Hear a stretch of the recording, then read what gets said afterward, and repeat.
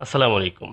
বর্তমানে স্মার্টফোনগুলো প্রচুর পরিমাণে খারাপ হচ্ছে। বিভিন্ন ধরনের প্রবলেম কিন্তু দেখা দিচ্ছে। বিশেষ করে যে চিপ লেভেলের কাজগুলো, প্রসেসরের কাজগুলো বা স্টোরেজ আইসির প্রবলেমগুলো এগুলো কিন্তু প্রচুর হচ্ছে। আর এই কাজগুলো করতে গিয়ে অনেক সময় কিন্তু আমরা অনেক টেকনিশিয়ান ভাইরা কিন্তু আনসাকসেস হচ্ছেন। আর অনেক আনসাকসেস কাজগুলো পরবর্তীতে কিন্তু সেগুলো আর সাকসেস হচ্ছে না। ভালো জায়গাতে দেখিয়েও হচ্ছে না। তো আনসাকসেস কেন হচ্ছে এবং কি যারা এই কাজগুলো করছেন তাদের আসলে আরেকটু কি করলে এই প্রবলেমগুলো হবে না সেই বিষয়টি কিন্তু অবশ্যই জানা দরকার। তো যারা এই প্রসেসর লেভেলে কাজগুলো করছেন বা নতুন করে কাজ শিখছেন, কাজ করার চেষ্টা করছেন, তাদের যে বিষয়টি হচ্ছে সেটি হচ্ছে তারা হয়তোবা একটি মডেলে ১ম যখন কাজ করেন তখন হয়তো সেই কাজটি সম্পর্কে তাদের কোনো আইডিয়া থাকে না। সেক্ষেত্রে ১ টি, ২ টি, ৩ টি কাজ করার পর দেখা যায় যে একটি অভিজ্ঞতা বা একটি আইডিয়া আসে। তো এই ফোনটি দেখুন RAM ড্যামেজ হয়েছে এবং প্রসেসরের কর্নারে কিন্তু ভেঙে যাওয়ার মতো একটি অবস্থা হয়েছে এবং কি দেখুন যে ওপেনার দিয়ে বা যেকোনো কিছু দিয়ে আ উঠানোর সময় সেটি কিন্তু আইসিটি কিন্তু কর্নারে ভেঙে যায়। তো এই কারণে কিন্তু এই ফোনটির সিপিইউ এবং RAM উভয়টি কিন্তু ড্যামেজ হয়ে যায়। তো এই ফোনটির মাদারবোর্ড আমি দেখি এবং মাদারবোর্ডেও দেখতে পাই যে একটু শর্ট রয়েছে। তো এই মাদারবোর্ডে কিন্তু ক্যাপাসিটর রিমুভ করা হয়েছে এবং কি এটি পোকো F3 একটি ফোন। তো যিনি পাঠিয়েছিলেন কুমিল্লা থেকে উনি পাঠিয়েছিলেন ফোনটি। তো এই ফোনটি দেখলাম বেশ কয়েকটি ক্যাপাসিটর রিমুভ এবং কি প্রসেসর এবং RAM ড্যামেজ। এবার আরেকটি বিষয় নিয়ে কথা বলব। দেখুন এই ফোনটি হচ্ছে পোকো X3 Pro।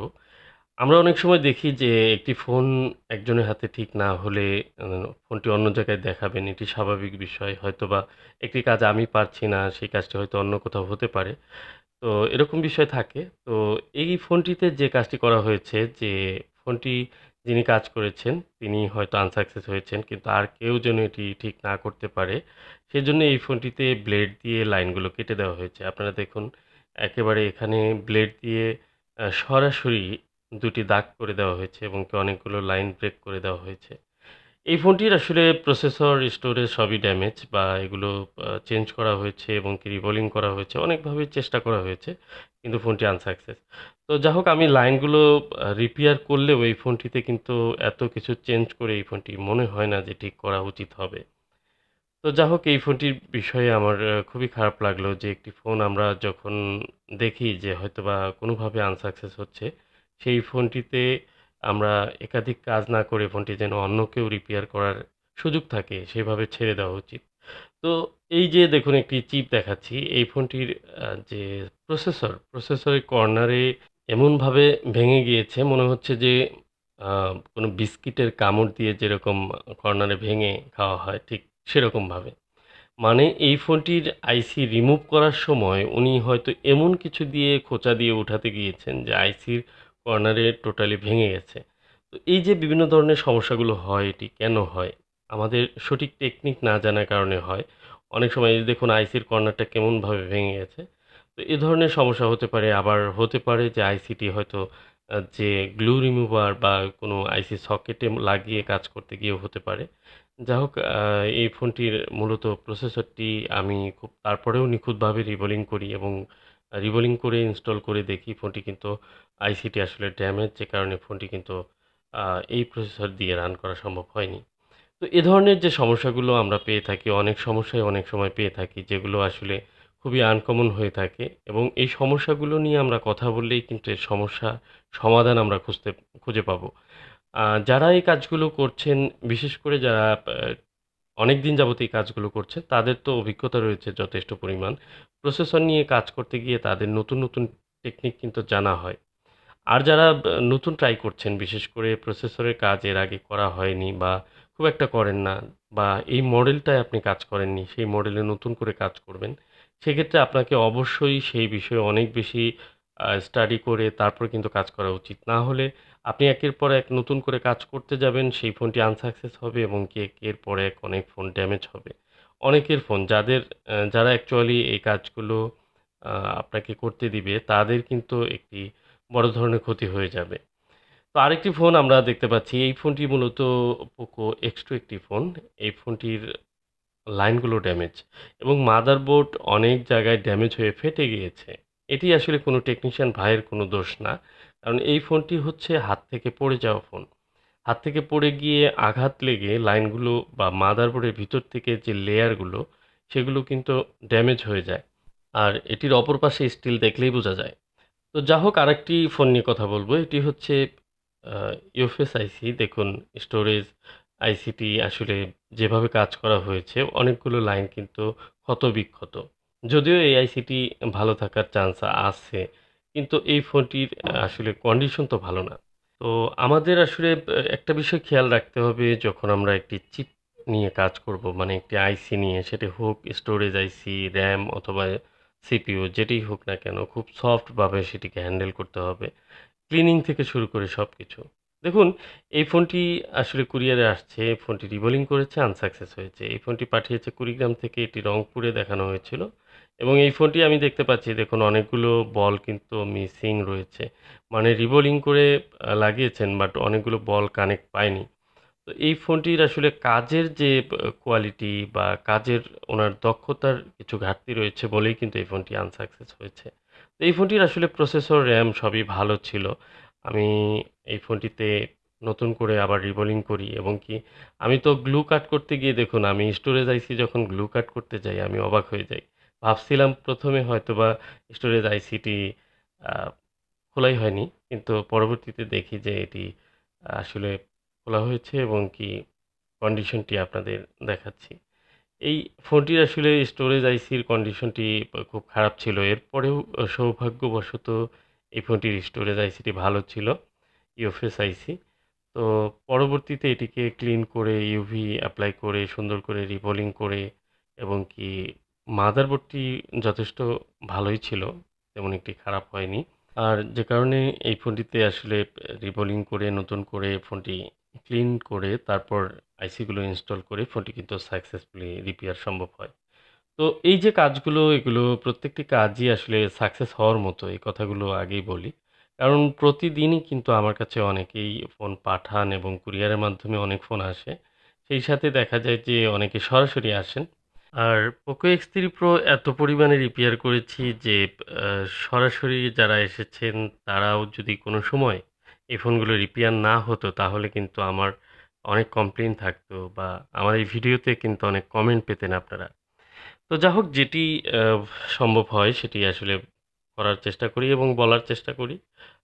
সঠিক বিষয়টি তুলে ধরার চেষ্টা করি। আসলে এই রিবোলিং এর কাজগুলো অনেক আগে থেকে যেহেতু করছি এতদিনে, তো আপনারা অবশ্যই বুঝতে পারছেন যে কি পরিমাণ কাজের চাপ থাকে। তো অনেক কাজ এগুলো করতে হয়। আসলে আনসাকসেস যে কাজগুলো এগুলো নিয়ে মাঝে, মাঝে কথা বলি। কারণ হচ্ছে যে এখন তো অনেকেই এই কাজগুলো করছেন বা নতুন চেষ্টা করছেন। কিন্তু যাদের ফোনগুলো খারাপ হয়ে যায় বা ঠিক হয় না তারা কিন্তু বিভিন্ন জায়গায় দেখাতে থাকেন, ঘুরতে থাকেন। আসলে কিছু কাজ হওয়ার মতো থাকে। আবার কিছু কাজ কিন্তু আসলে অনেক চেষ্টা করেও সেগুলো আর সাকসেস হয় না। এখন কোন কাজগুলো হবে আর কোন কাজগুলো হবে না সেটি কিন্তু একটি টেকনিশিয়ান ভাই হয়তোবা দেখলেই বুঝতে পারবেন। যেগুলো একেবারে মাদারবোর্ড ড্যামেজ হয়ে যায়, মাদারবোর্ড ফুলে যায়, তাহলে সেই ফোনগুলোর কিন্তু মাদারবোর্ড রিপ্লেস ছাড়া কিন্তু আর সম্ভব না। দেখুন এই ফোনটির যে স্টোরেজ আইসির এখানে গ্লু পরিষ্কার করাই কিন্তু ঠিকমতো হয়নি। এই ফোনটির রিবোলিং যতই পারফেক্ট হোক, যদি আইসিটি ঠিকঠাক মতো রিবোলিং করে না বসাতে পারেন, তাহলে কিন্তু সেই ফোনটি রান হবে না। এই যে ছোটখাটো ত্রুটি অথবা আপনার মাদারবোর্ডের সঙ্গে যে আইসির সঙ্গে বল কানেক্টেড, সেই কানেকশনগুলো প্রত্যেকটি ঠিকঠাক মতো যদি না পায়, কোনো গুরুত্বপূর্ণ বল যদি মিসিং থাকে, তাহলে কিন্তু সেই ফোনটি কিন্তু চালু হবে না বা সমস্যা করতে পারে। এই ফোনটির ক্ষেত্রে আসলে অনেক ট্রাই করেছেন, অনেক কষ্ট করে উনি RAM, CPU রিবোলিং করেছেন। তারপর হয়তো ফোনটি সাকসেস হয়নি। এরপর স্টোরেজ আইসিটি খুলেছেন। খুলে তারপর সেটিকে রিবোলিং করেছেন এবং কি সেটি তারপরে কিন্তু এই ফোনটিতে রান করার চেষ্টা করেছেন কিন্তু তারপরেও রান হয়নি। এরপর হচ্ছে আরেকটি ফোন দেখুন স্ক্রু হোল ড্যামেজ। এইটি হচ্ছে স্ক্রু হোল্ডার যেখানে থাকে এটি সহ ভেঙে উঠে যায়। এটি কিন্তু কমন সমস্যা। আর এক্ষেত্রে এটি হয় হচ্ছে রং স্ক্রু লাগানোর কারণে। বড় স্ক্রু লাগিয়ে অতিরিক্ত টাইট দিলে কিন্তু এটি উঠে যায় এবং অনেকগুলো লাইন কিন্তু ড্যামেজ হয়ে যায় নিচ থেকে। আর এই ড্যামেজ লাইনগুলা কিন্তু রিপেয়ার করা খুবই কঠিন। এটি কিন্তু একটি ফোন ডেড হওয়ার জন্য যথেষ্ট কারণ। এরপর হচ্ছে আরেকটি মাদারবোর্ড, এটি দেখতে পাচ্ছি POCO X3 Pro একটি মাদারবোর্ড। আর এটি সম্ভবত একটি ড্যামেজ মাদারবোর্ড। আমি এর স্টোরেজ আইসির দিকে লক্ষ্য করুন। এখানে কিন্তু স্টোরেজ আইসিটি আ সঠিকভাবে বসানো হয়নি। উল্টা করে বসিয়ে রাখা হয়েছে। জাস্ট এমনিতেই হয়তো বসিয়ে দিয়েছেন। এগুলো হচ্ছে ড্যামেজ ফোন। দেখুন একেবারে স্টোরেজ আইসিটি ড্যামেজ। তো এটি আসলে ড্যামেজ হলেও আমার কাছে পাঠিয়েছেন ব্যাকআপ হিসাবে। আমি ১ম এ আসলে বুঝতে পারিনি। পরে ওনার সাথে কথা বললাম। আসলে মূলত আমরা যখন কাজ করি দেখা যায় যে সব বিষয় কিন্তু মাথায় থাকে না বা মনে থাকে না কে কোন ফোন পাঠাচ্ছেন, কেন পাঠাচ্ছেন। তো একটি ফোনকে যখন হাতে পাই তখন সেই ফোনটিকে আসলে A to Z দেখতে গেলেও একটি সময়ের প্রয়োজন হয়। তো এই ফোনটিকে ১ম এ আমি যখন আনবক্স করে দেখি তখন পুরোটাই মাথা ঘুরে যায় যে সবকিছু ড্যামেজ, আইসি উল্টাপাল্টা বসানো রয়েছে। তো এই ধরনের ফোনগুলো কেন আসলে পাঠায় সবাই? এই ফোনগুলো আসলে না পাঠালেই ভালো হয়। এগুলো চেক করতে গেলেও সময়ের প্রয়োজন হয়।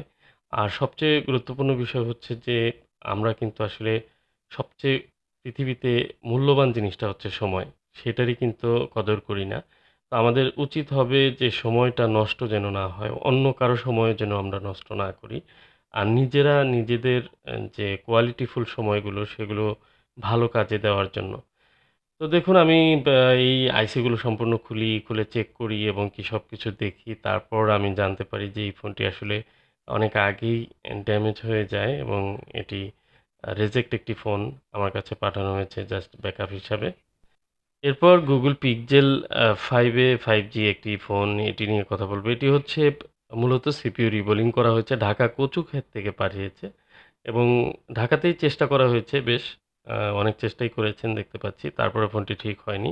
তো উনি পরবর্তীতে পাঠিয়েছেন এবং মাদারবোর্ডের কন্ডিশনটি আমি একদমই ভালো দেখতে পাইনি। তো আমি ১ম থেকে কাজটি শুরু করি এবং কি স্টোরেজ আইসি, সিপিইউ আইসি এগুলো তো অলরেডি রিবোলিং করা। সেগুলো খুলি এবং চেক করি, সেগুলোর কন্ডিশন দেখি এবং একের পর এক আমি যে আইসিগুলো রিপেয়ার করা হয়েছে, অলরেডি এগুলো রিপেয়ার করা হয়েছে। তারপরেও আমি নতুন করে আবার ট্রাই করি এবং কি আমি ১ম এ সিপিইউ, স্টোরেজ এগুলো রিবোলিং করে ইনস্টল করি। তো কন্ডিশন ভালো না আসায় এই ফোনটি একদম ননসেন্স কন্ডিশনে রয়েছে। তো এই ফোনটির আমি আ ধারাবাহিকভাবে কাজ করতে থাকি এবং পাওয়ার আইসিটি রিমুভ করি, সেটিকে আ পুনরায় আবার রিবোলিং করি।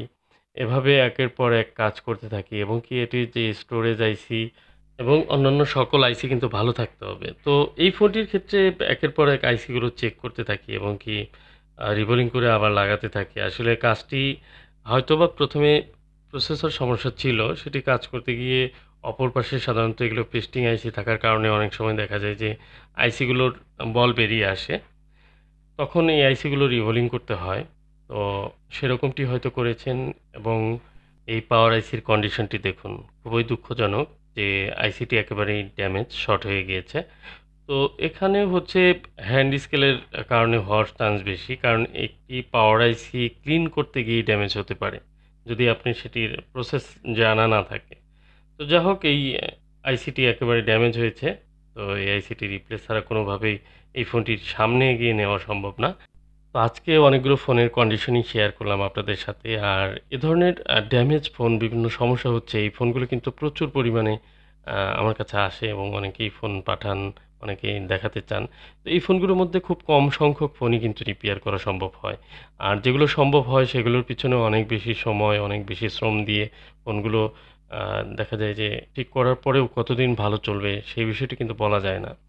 তো অতিরিক্ত ড্যামেজ হওয়ার আগে আপনি যদি সচেতন হন, আপনি যদি সঠিক জায়গাতে ফোনটি দেখান, একজন এক্সপার্টকে দেখান তাহলে কিন্তু আপনার এই ভোগান্তিতে পড়তে হবে না। তো সবার জন্য রইলো শুভকামনা এবং সবাই সুন্দরভাবে যত্ন সহকারে কাজগুলো করার চেষ্টা করুন এবং যারা টেকনিশিয়ান ভাইরা রয়েছেন, যারা এই প্রবলেমগুলো ফেস করছেন তাদেরকে বলব আপনারা অবশ্যই আপনার প্রবলেমটি কেন হচ্ছে সেই বিষয়টি নিয়ে ভাবুন তাহলে হয়তো সেখান থেকে বেরিয়ে আসা সম্ভব হবে। তো আজকের মতো ভিডিওটি এ পর্যন্তই। আসসালামু আলাইকুম ওয়া রাহমাতুল্লাহ।